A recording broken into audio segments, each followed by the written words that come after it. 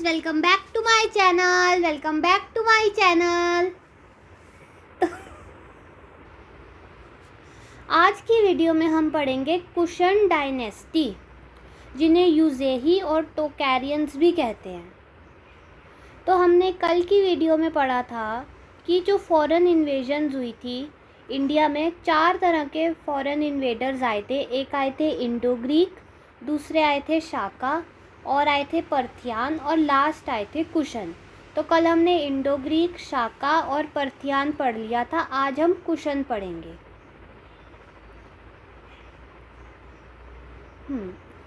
तो cushion dynasty जो है, it originated from the ancient Chinese tribe Yuezhi. तो एक चाइनीज़ ट्राइब थी बहुत ही पुरानी, जिसको यूज़ेही कहते थे। इन्होंने ओरिजिनेट किया था कुशन डायनेस्टी को। यूज़ेही 5 क्लैन्स में डिवाइडेड थी, 5 क्लैन्स में, जिसमें से एक थी कुशन क्लैन, जो कि एक डोमिनेंट क्लैन थी। इसका फाउंडर था कुजूला कार्डफिसिस, और कैपिटल थी पेशावर और मथुरा। वीमा कार्डफिसिस, तो ये कुजूला कार्डफिसिस तो फाउंडर हो गया। इसके बाद नेक्स्ट आया वीमा कार्डफिसिस। इसने गोल्ड कॉइन्स इशू किए। कॉइन्स के ऊपर शिवा, नंदी और त्रिशूल की इमेजेस इंसर्ट फीचर कराई। He is the follower of Shaivism, और टाइटल है महेश्वर। फिर नेक्स्ट आया कनिष्का। ये मोस्ट पावरफुल रूलर है कुशन डायनेस्टी का। Capital Peshawar, coronation year 78 CE, और इसको टाइटल मिला देवपुत्रा का, यानी सन ऑफ गॉड। इसका एम्पायर देखें तो stretched from north India to central Asia, maintain diplomatic relation with China's Han dynasty, convened a major Buddhist council at Kundalvana, Kashmir. Next करते हैं। अब हम पढ़ेंगे कनिष्का, जो कि बहुत ही फेमस रूलर था। उसका और रिलीजन क्या था, उसके रिलीजन के बारे में पढ़ेंगे।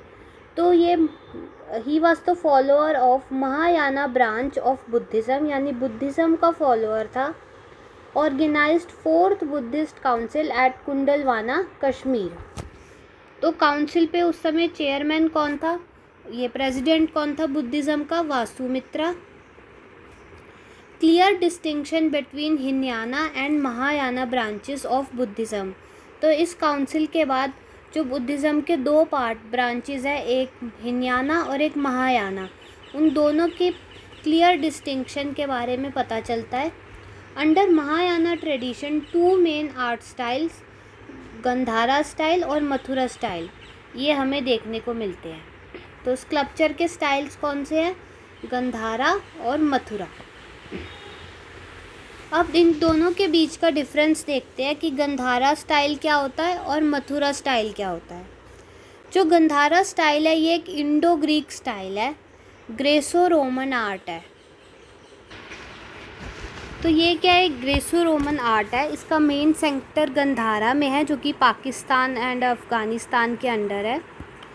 और अगर मैं आपको बताऊं तो मेन सब्जेक्ट्स है बुद्धा एंड बोधिसत्वास। तो गंधारा आर्ट आपने देखा होगा, बहुत सारे गौतम बुद्धा के जो स्कल्पचर्स हैं वो गंधारा स्टाइल में ही बने हुए हैं और मथुरा स्टाइल में बने हुए हैं। इसमें मटेरियल कौन सा यूज़ होता था, like black, blue and green stone. ये स्टैचू रिजेंबल करते थे ग्रीक गॉड अपोलो को भी, मतलब गौतम बुद्धा एंड अपोलो भी हो गया, समझ गए ना। The sculptures are more realistic and physical and less spiritual. Okay, अगर हम बात करें मथुरा स्टाइल की, तो ये मथुरा स्टाइल जो था वो थोड़ा इंडोजीनियस था, यानी थोड़ा इंडियन आर्ट था। ये तो जो मिक्सचर था इंडो ग्रीक आर्ट, यानी मिक्सचर ऑफ, इस पे ग्रीक इन्फ्लुएंस भी था एंड इंडियन इन्फ्लुएंस भी था। बट ये तो जो था ये पूरा इंडिया से इन्फ्लुएंस्ड स्टाइल था हमारा मथुरा स्टाइल। इसका मेन सेंटर जो हो गया मथुरा हो गया इंडिया में। अगर मेन सब्जेक्ट्स देखें तो बुद्धा हो गया, बोधिसत्वास हो गए, हिंदू डेइटीज़ यानी हिंदू देवता देव्स, यक्षास, जैन तीर्थंकर्स, ये सब। ये स्टैचूज जो थे थोड़े ज़्यादा स्पिरिचुअल एंड सिम्बॉलिक थे। इसमें मटेरियल यूज़ कौन सा था, रेड सैंडस्टोन, और ये sculptures have robust and energetic postures and smiling face. Thank you. Okay, अब हम पढ़ते हैं कि जो हमारा कनिष्का के टाइम, कनिष्का एरा में लिटरेचर एंड आर्किटेक्चर कैसा था। तो अगर हम देखें कि जो मैक्सिमम गोल्ड कॉइन्स थे वो हमें गुप्ता किंगडम में मिलते हैं।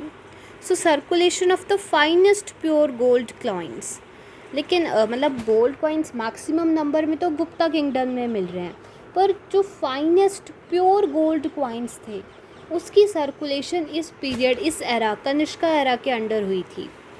इस्टेब्लिशमेंट ऑफ कनिष्क चैत्य, एक मोनास्ट्री है एट पुरुषोपुरा यानी कि पेशावर में। तो इसने एक मोनास्ट्री भी इस्टेब्लिश की थी जिसका नाम रखा कनिष्क चैत्य पेशावर में। Construction of standing Buddha statue at Bamiyan और foundation of Kanishkapura in Kashmir. तो आप ये देख सकते हैं गोल्ड के कॉइन्स दिए हुए हैं, ठीक है, और ये मोनास्ट्रीज़ वगैरह सब बना रखी हैं। अब अगर हम देखें कि इसके कोर्ट में, इसके टाइम पर, कनिष्का के एरा में फेमस स्कॉलर्स कौन कौन से थे, तो एक था चरक, आपने पढ़ी होगी, मतलब सुना होगा चरक संहिता का नाम। तो चरक जो थे, जो इज़ अ रॉयल फिजिशियन, वो इस टाइम पे थे। अश्वघोषा जो कि एक रॉयल पोएट थे जिन्होंने बुद्ध चरिता, सौंदर्य आनंद ये दोनों लिखी हैं। दूसरा वासुमित्रा जिन्होंने महाविभाष्य सूत्र दिया है। फिर चीफ प्रीस्ट यानी कि राजगुरु जिन्हें कहते हैं संगरक्षा। नागार्जुना जिन्होंने मध्यमाका, सूत्राज, निहिलिज्म, प्रजान परमिता। फिर वत्स्याना, काम सूत्र, ये सब इम्पॉर्टेंट स्कॉलर्स जो थे वो कनिष्का के टाइम पर थे। अगर हम देखें, it is the first dynasty to control the silk route, Kushanas, यानी कि पहली डायनेस्टी जिसने सिल्क रूट को कंट्रोल किया वो कौन थे, कुशानास।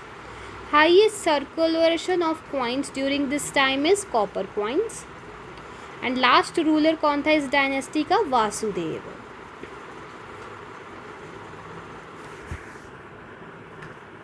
और अगर हम देखें कुछ इस बारे में तो देखिए, now we are starting a topic, important facts related to the post modern period system, यानी कि पोस्ट मॉडर्न यानी मॉडर्न डायनेस्टी के बाद का जो सिस्टम आया उसके कुछ इम्पॉर्टेंट फैक्ट्स जो हैं वो हम इसमें थोड़ा सा पढ़ेंगे।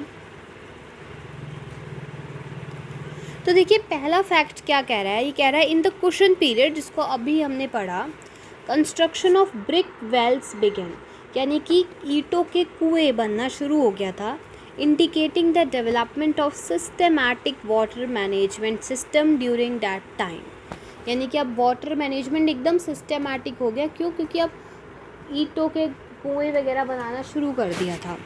शाका and Kushan rulers made the cavalry, horse mounted army, more organized and powerful, significantly enhancing military capacity। इसका क्या कहना चाह रहा है कि जो शाका के रूलर थे और जो कुशन रूलर्स थे उन्होंने क्या किया, हॉर्स माउंटेड आर्मी जो है उसको बनाया, यानी उसको मोर ऑर्गेनाइज और पावरफुल किया। हॉर्स यानी घुड़सवार जिन्हें हम कहते हैं, घुड़सवारों की आर्मी जो थी उसको, अपनी मिलिट्री को और ज़्यादा इन्हांस करना शुरू कर दिया था, उसकी कैपेसिटी को। गोल्ड जो था it was abundantly obtained from Altai mountains और सेंट्रल एशिया।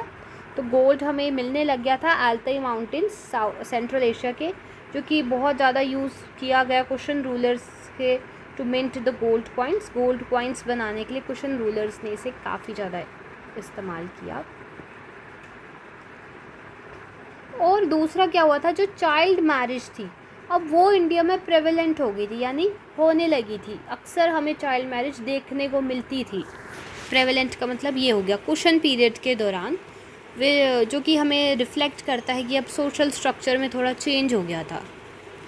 और post modern rulers has accepted the concept of divine theory of kingship, meaning king was now considered the representative of God. अब जो राजा था उसको भगवान के समान मानने लग गए थे। कुशन रूलर्स को देवपुत्रा भी कहा जाता था, सन of God. This title was influenced by सम्राट declared themselves as son of God, कि हम भगवान के बेटे हैं, हम भगवान ही हैं। तो उज्जैन जो था वो एक प्रोमिनेंट सिटी था इस पीरियड के दौरान, जो कि शिप्रा रिवर के किनारे पे है, बैंक पे है। It was a rich in precious stones like Gomit and Indira Gopa भी जिसे कहते हैं। ठीक है, ओके, तो कुशाना के बारे में पढ़ लिया। तो अब हमारा ना एक आता है संगमेश। जैसे हम अब क्या पढ़ रहे हैं, रिवीजन तो अभी आज इसके थोड़ा सा कराऊंगी, संगमेश का ज़्यादा नहीं कराऊंगी, फिर हम रिवीजन करके नेक्स्ट वीडियो में पढ़ेंगे। तो देखो अभी हम सब क्या पढ़ रहे हैं, मौर्यन डायनेस्टी, यानी कि जो सारा मिडिल सेंट्रल इंडिया है उस साइड का हम थोड़ा पढ़ रहे हैं, मतलब मगध और उसके साथ के जो इलाके यानी नॉर्दर्न पार्ट हम बेसिकली कवर कर रहे हैं, most of the northern part. तो ये सारा हम जैसे जो मगध का एम्पायर था वो नॉर्थ में लोकेटेड था, सेंट्रल इंडिया में, north India and west east इन सब जगह लोकेटेड था। But what about the south? तो एक्चुअली साउथ में जैसे कि आप इंडिया के मैप में देख सकते हैं कि मोस्ट ऑफ द पार्ट तो सारा मतलब मगध, जैसे मगध एक्सपैंड हुआ तो मौर्यन डायनेस्टीज़ और जितनी भी डायनेस्टीज़ आई उनके अंडर ये सारा पार्ट रहा। बट ये देखिए यहाँ से लेकर अगर हम देखें तो बस यहाँ देखिए इतना पार्ट, इसके ऊपर का ये सारा पार्ट जो है ये मगध के अंडर आ रहा है। बट लेकिन ये जो सारा पार्ट था ये साउथ का पार्ट, इधर तीन जो थी डायनेस्टीज़ थी जिन्हें हम संगम भी कहते हैं, तीन त्रिसंगम कह लो आप, यानी तीन डायनेस्टीज़ का संगम था यहाँ पर। एक थे आपके चेरास, एक थे पांड्यास और एक थे चोलास। ठीक है, तो ये तीन यहाँ पे राजा जो थे, डायनेस्टीज़ जो थी यहाँ पे रूल करती थी। बाकी सब ऊपर पाला पार्ट तो मगध वाले रीजन जो डायनेस्टीज़ पढ़ रहे हैं उनमें आ गया। बट ये तीन में ये तीन संगम के लोग थे, इनके बारे में आइए पढ़ेंगे। तो इसलिए इसको कहा जाता है संगम एज। ठीक है, Sangam literature was supported by Cheras, Cholas and Pandyas. तो संगम लिटरेचर में कौन तीन हैं? चेरास हैं, चोलास हैं और पांड्यास हैं, जिनको मैंने भी बताया।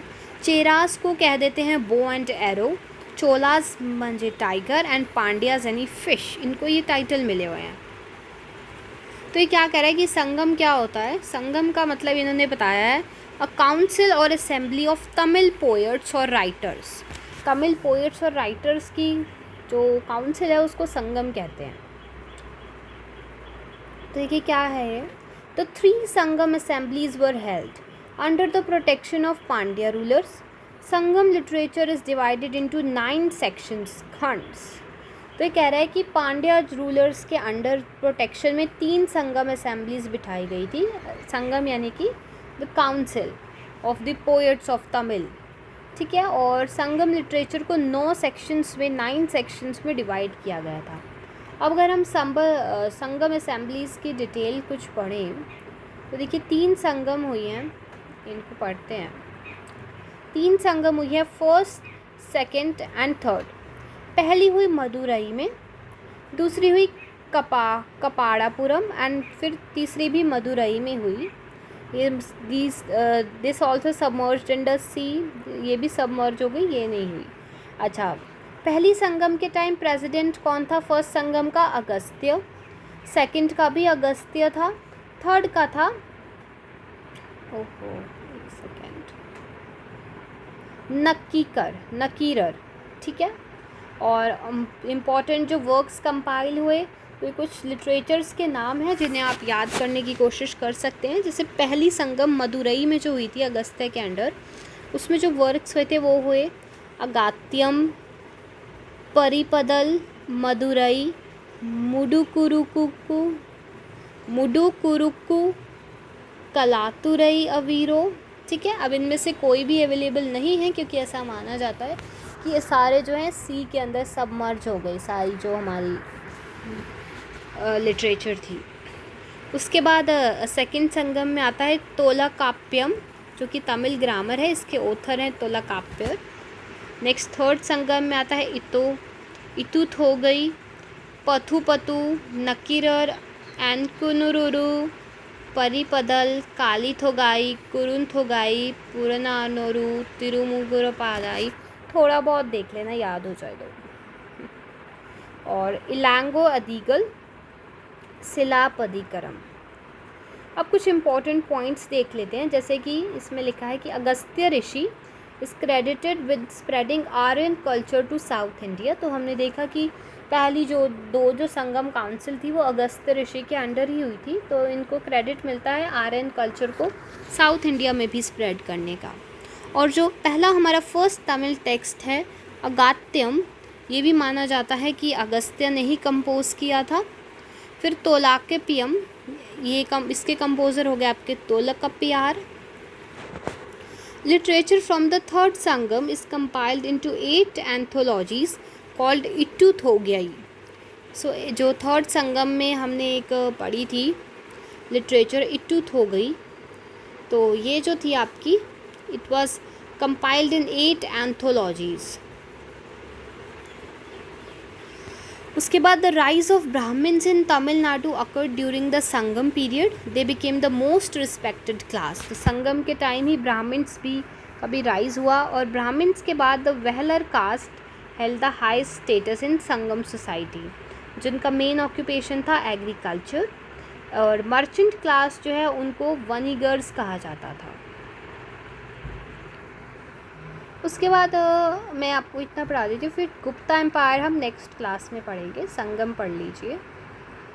अगर हम और अदर सोशल क्लासेस की बात करें संगम एज में, तो एक था पुलायन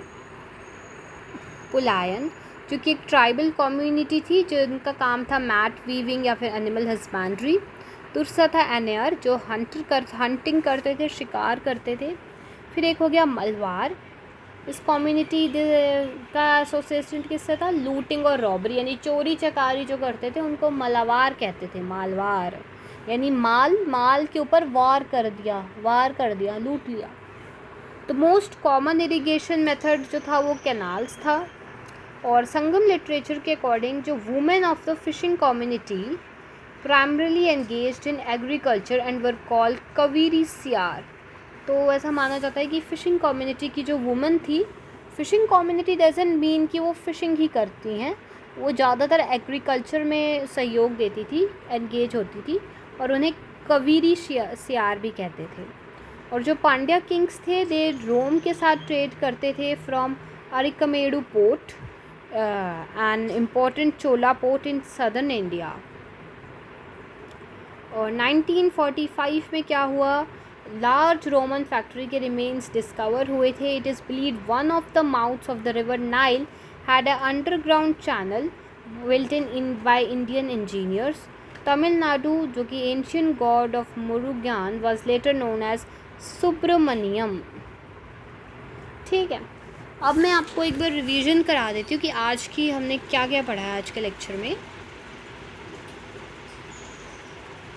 सो हमने आज स्टार्ट किया था कुशन डायनेस्टी से, यूज़ेही एंड टोर्चरास।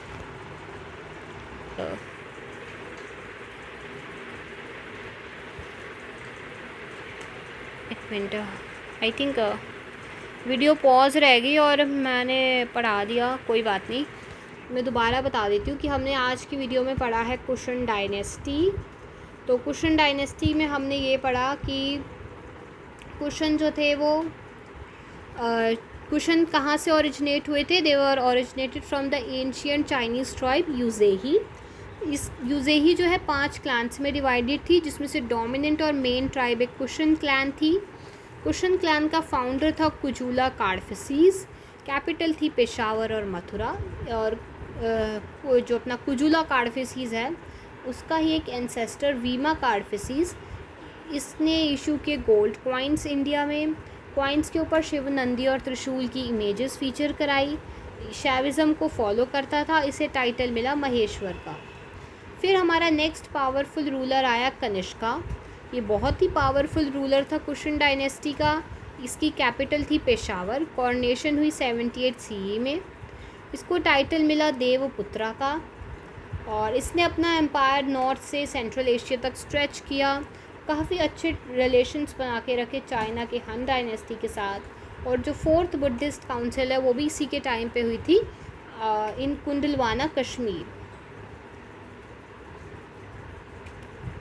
तो रिलीजन था बुद्धिज़्म। 4th बुद्धिस्ट काउंसिल इसी के टाइम हुई।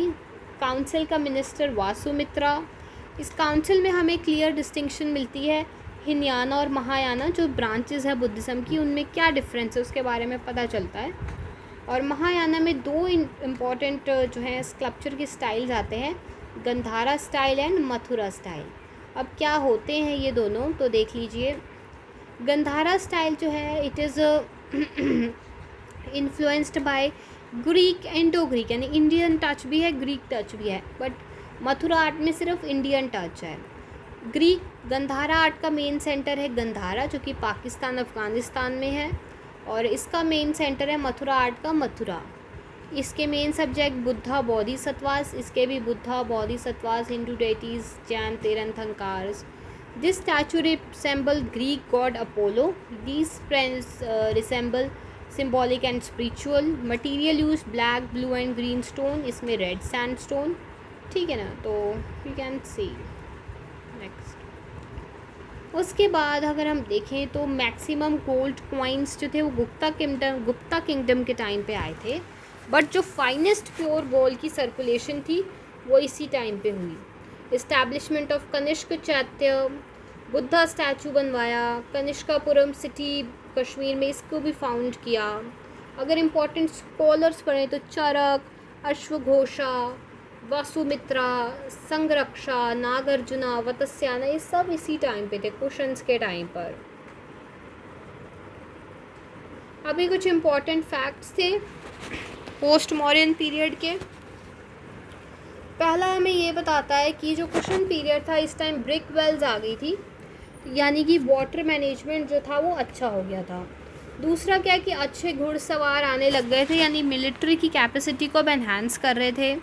गोल्ड हमें मिल रहा था अल्ताई माउंटेन से, और अपना क्या हो रहा था, चाइल्ड मैरिज की प्रैक्टिस जो है वो प्रेवलेंट हो गई थी, और पोस्ट मॉडर्न रूलर्स ने divine theory of kingship accept कर ली थी।